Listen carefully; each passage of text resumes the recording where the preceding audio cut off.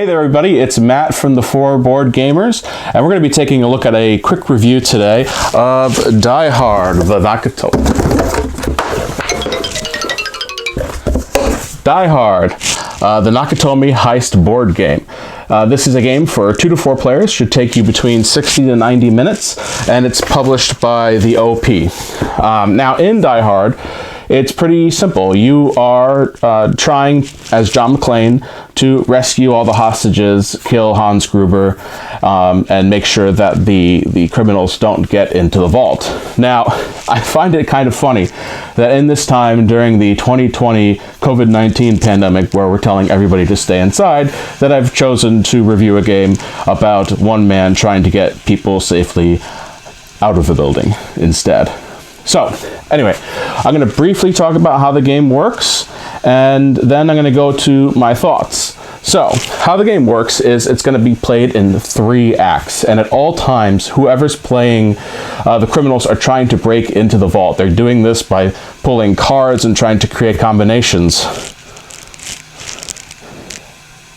And at the same time, John McClane is walking around the board trying to take out as many criminals as he can and try to make sure that he progresses through the acts as time goes on.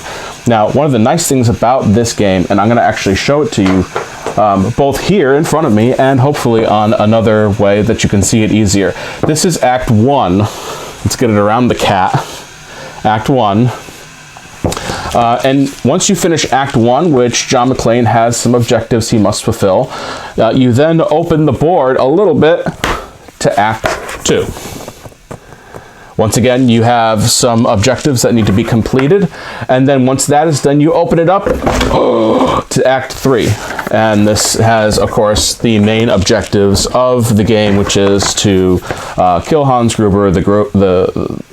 The criminals are trying to get into the bank vault, and of course once that is fulfilled, the game will end. Oh, also the other one is whoever can kill John McClane. Now I like this idea, taking one game board. First off, having the title of the game on the back of the board. Printing things on the back of boards is always a good thing, and it shows that you've thought it through completely. But anyway, I like this idea of opening the board, progressing through the game. It makes things a little easier. I know quite a few games that have multiple acts where you have to actually completely flip over the board. This just makes it a heck of a lot easier, and I really enjoy that, and I can appreciate that a lot. Also, one of the other things I like is that it's fairly easy to understand what's on the board.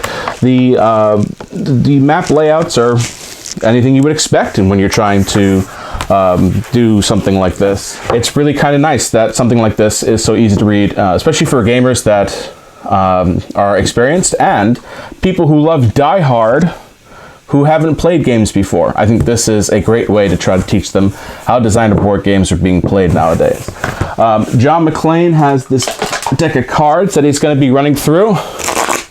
And these are also separated into acts and which acts they perform in. And when John McClane gets wounded, he actually takes cards out of his deck, puts it in the wounded pile, and you actually have a nice little sheet here that tells you that. You have the discard pile, the draw pile, and the played cards. The discard pile, I believe, is where you put all your wounds, and as time goes on, this deck runs out. This is John McClane's health bar, really, as you go through the game.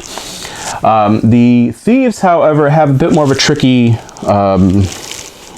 objective to do. They have to either kill John McClane or get into the vault, both of which are not simple tasks.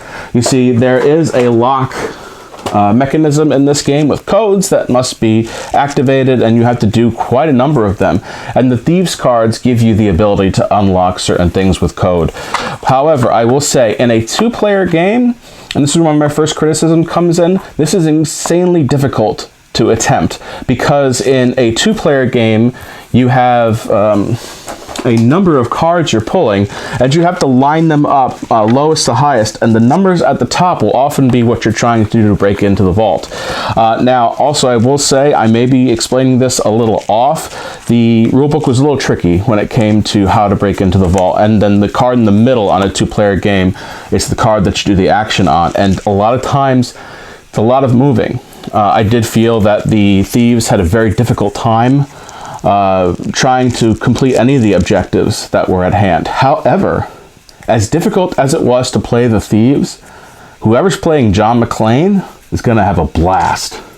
In the end, I would say that whoever's playing as John McClane in this game is going to have the perfect experience they wanted from a Die Hard board game. They're going to be going and trying to find their shoes. They're going to try to get a machine gun and a radio, and as that opens up, they're going to be trying to do more of these objectives and eventually kill Hans Gruber, infamously launching him out of a window to his untimely death. This is what a John McClane fan would want in a board game.